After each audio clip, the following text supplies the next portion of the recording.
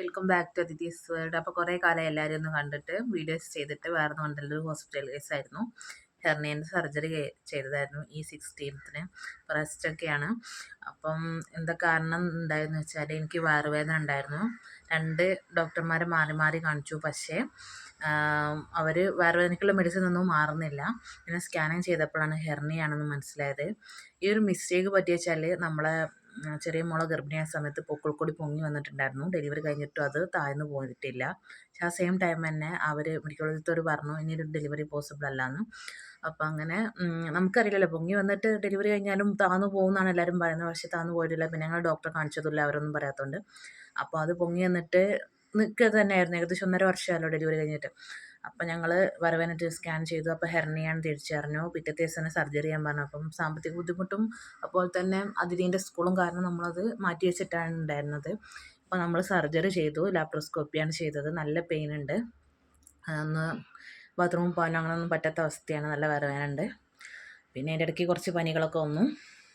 അപ്പോൾ എന്താ പറയേണ്ടതെന്ന് വെച്ചാൽ നമ്മൾ ഓരോ ഗർഭിണികളും സൂക്ഷിക്കുക. കാരണം വെച്ചാൽ വയറിൻ്റെ ഉള്ളിൽ കുട്ടികൾ വലുതാവുന്ന സമയത്ത്, ഗർഭപാത്രത്തിനുള്ളിൽ വളരുന്ന സമയത്ത് ഹൈ പ്രഷർ വരുന്നത് മൂലമാണ് ഈ പൊക്കിൾക്കൊടിയിലേക്ക് നമ്മുടെ എന്താ പറയുക കുടലിറങ്ങുന്നത്. അപ്പോൾ പൊക്കിൾക്കൊടി മൈന്യൂട്ടായി മാറുകയാണ് ചെയ്യുന്നത്. അതായത് അതിൻ്റെ ബലക്കുറവ് വരുന്നുണ്ട് പൊക്കിൾക്കൊടിക്ക്. അങ്ങനെയാണ് പൊക്കിൾക്കൊടി പുറത്തേക്ക് തള്ളി നിൽക്കുന്നത്. അതിൽ അംബിരിക്കൽ ഹെർണിയ എന്നാണ് അതിന് പറയുക. അപ്പോൾ ചെറിയ കുഞ്ഞുവാവക്കും ഉണ്ടാവും, അതുപോലെ നോർമൽ പേഴ്സണൊക്കെ ഉണ്ടാവും. പല രീതിയിൽ പലർക്കും ആണ് ഉണ്ടാവുക. സാധാ ഹെർണിയ ഉണ്ടാവും, ഇത് അംബിരിക്കൽ ഹെർണിയ ആയിരുന്നു. അപ്പം അങ്ങനെയൊക്കെയായിരുന്നു ഉണ്ടായിരുന്നത്. അപ്പോൾ എല്ലാവരും നല്ലോണം ശ്രദ്ധിക്കുക. അതുപോലെ കുഞ്ഞുവാവക്ക് ഉണ്ടാകുന്ന ചിലർ പറയും ഭാഗ്യപ്പൊക്കിളാണ്. പക്ഷേ ഭാഗ്യപ്പൊക്കിളൊന്നല്ല. 2-3 എക്സ്പീരിയൻസ് ഞാൻ കണ്ടിട്ടുണ്ട്. അപ്പോൾ അതൊക്കെ ഡോക്ടറെ കാണിക്കുക പെട്ടെന്ന് തന്നെ. കാരണം വെച്ചാൽ നല്ല പെയിൻ ഉണ്ടാകും, കുട്ടികൾ കരയും. ആർക്കും അതറിയാൻ പറ്റില്ല. വയറുവേദന എന്ന് മാറ്റി വെക്കരുത്. അതൊക്കെ ഡോക്ടറെ തന്നെ കൊണ്ടുപോയി കാണിക്കേണ്ടതാണ്. അപ്പം നമ്മൾ മഞ്ചേരി മലബാർ ഹോസ്പിറ്റലിൽ ഡോക്ടർ രാജേഷ് മേനോൻ സാറാണ് കാണിച്ചിരുന്നത്. അടിപൊളി ഡോക്ടറാണ്. അപ്പം ലാപ്രോസ്കോപ്പി സർജറി കഴിഞ്ഞു. പിന്നെ 1 മന്ത് റെസ്റ്റാണ് പറഞ്ഞത്. എന്നുവെച്ചാൽ ഇപ്പം ഏത് ഹെർണിയയ്ക്ക് എങ്ങനെ സർജറി കഴിഞ്ഞ ആൾക്കാരും ഓവർ വെയിറ്റ് പിന്നെ എടുക്കാൻ പറ്റില്ല. നോർമൽ പണിയൊക്കെ ചെയ്യാമെന്നല്ലാതെ ഓവർ വെയിറ്റ് അധികം എടുക്കരുത്. നമ്മളെ അസുഖം പെയിൻ ഒക്കെ മാറാതെ. കാരണം എന്ന് വെച്ചാൽ പിന്നെ അത് നമ്മുടെ കുടലും അതുപോലെ തന്നെ പൊക്കിൾക്കൊടിയും തമ്മിൽ ഇനിയൊരു ഇത് വരാതിരിക്കാൻ വേണ്ടിയിട്ട് ഒരു മെഷ് എന്ന് പറഞ്ഞ സംഭവമാണ് അവർ ബിൽറ്റ് ചെയ്യുന്നത്. അതുപോലെ തന്നെ എനിക്ക് 3 സ്ഥലത്താണ് മുറിയായിട്ടുള്ളത്. അവർ ഇൻസേർട്ട് ചെയ്യാൻ വേണ്ടി ചെയ്തതാണ്. അപ്പോൾ സ്റ്റാപ്ലറും എന്താ പറയുക നൂലൊക്കെ ഉണ്ട്. അപ്പം അതിൻ്റെ ഒരു വേദന വേറെ തന്നെ ഉണ്ട്. അപ്പം നിങ്ങളായിട്ടൊന്ന് ഷെയർ ചെയ്യാമെന്നാണ് ഞാൻ വിചാരിക്കുന്നത്.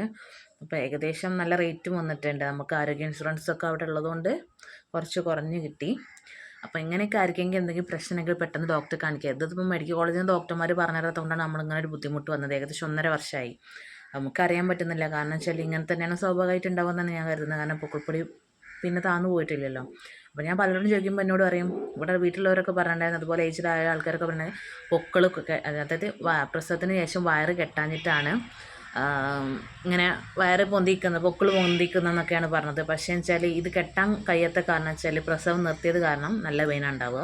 60 ദിവസത്തോളം നല്ല പെയിൻ ഉണ്ടായിരുന്നു. അപ്പോൾ അതിൻ്റെ ഒരു പെയിൻ വേറെ. പിന്നെ ഈ കെട്ടലും കൂടി നടക്കില്ലല്ലോ. അപ്പം ഞാനത് അങ്ങോട്ട് ഒഴിവാക്കി ഇട്ടു. പക്ഷേ ഇത് ഇപ്പോൾ സർജറിക്ക് കുറച്ച് ദിവസം മുന്നേ നല്ല വയറ് വീർത്തമാരി വന്നു. കാരണം വെച്ചാൽ ഷുഗർ ആയതുകൊണ്ട് ഞാൻ ഡയറ്റിലായിരുന്നു. വീർത്തമാരി വന്നു. അപ്പോൾ ഞാൻ ശ്രദ്ധിക്കാൻ തുടങ്ങി ഇതിപ്പോൾ എന്താ സംഭവം. പിന്നെ പെയിനും വരാൻ തുടങ്ങി. അപ്പോൾ ഞാൻ വിചാരിച്ചു വീട് പണിയൊക്കെ ഉണ്ടായിരുന്നു. അപ്പോൾ അങ്ങനെ ഒരു ഇതുകൊണ്ടാണ്, ഓവർ പണിയൊക്കെ ആയതുകൊണ്ടാണെന്നാണ് ഞാൻ വിചാരിച്ചത്. പക്ഷെ അതൊന്നല്ല. ഡോക്ടർ ചോദിച്ചു എന്ത് ഇത്ര ലേറ്റായി എന്നാണ് എന്നോട് ചോദിച്ചത്. ഞാൻ പിന്നെ ഒന്നും പറഞ്ഞിട്ടില്ല. അപ്പോൾ ഇങ്ങനെയൊക്കെ ആർക്കെങ്കിലും ഉണ്ടെങ്കിൽ പെട്ടെന്നൊന്ന് ഡോക്ടറെ കാണിക്കുന്നത് നല്ലതായിരിക്കും. കാരണം ഞാൻ പെട്ടെന്ന് മാതിരി പേടരുത്. അപ്പോൾ എൻ്റെ ചാനൽ ഇഷ്ടമായ ലൈക്ക് ചെയ്യാനും സബ്സ്ക്രൈബ് ചെയ്യാനും മറക്കരുത് കേട്ടോ.